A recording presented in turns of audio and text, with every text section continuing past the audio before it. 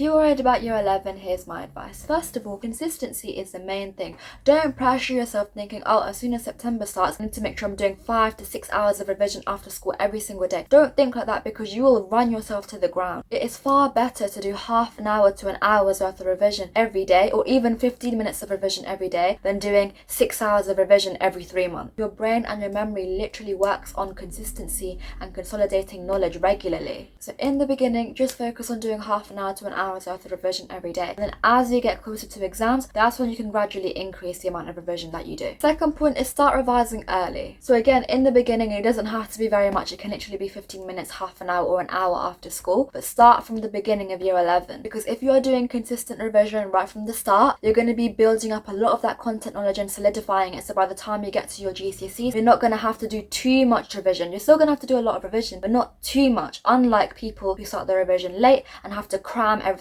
right in the last second. You don't want to stress yourself out like that. You don't want to put yourself in that position. So start your revision early so you can gradually increase your content knowledge. Number 3 is make full use of your teachers. They're there to help. If you're worried about your exams, you're confused about certain concepts, if you're not sure why you're getting low grades, speak to your teachers. I was consistently getting 7s in history, which is a good grade, but I wanted a 9. So what I did was I emailed my history teacher and asked him, I don't know why I'm getting 7s, can you please help me out? And after school we had a one-on-one meeting, just me and the teacher, where he went through with me everything that was going wrong in my papers, like personalized feedback to me, and then helped me to build my exam technique so that I ended up getting a 9 in my actual history exam. Point number 4 is make sure you're rewarding yourself consistently. Year 11 is, it's not the easiest year. Obviously, it's quite a stressful year. But the very fact that you're here and watching this video proves that you care about your grades and that you're a hard worker. And hard workers deserve rewards. So make sure you're rewarding yourself. Ask your parents, to give you a treat every now and then, like after you finish your mocks. Because having those rewards and those incentives will keep you going. Point number 5 is have a positive driving force. Have something that you're working towards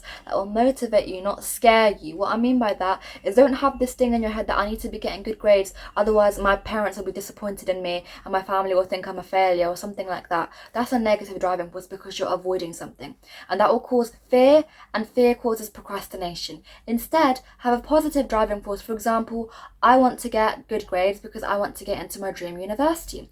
There is something that you're working towards, not avoiding. That's going to give you motivation, not cause you to procrastinate. And if you're really worried about year 11 and you want some extra advice and support on how you can get the best possible grades you can have a free lesson with an experienced tutor on LessonWise, where they can go through with you anything that you're struggling with, answer your questions, and overall build your exam confidence. If you want to access that free lesson, all you have to do is go to the description of this video, click on the link that I left in there, take you to a page where it'll ask you a series of questions that takes 30 seconds, just so that they can match you with a tutor and get you started. Don't miss out. Thanks for watching, guys, and see you next time. Bye.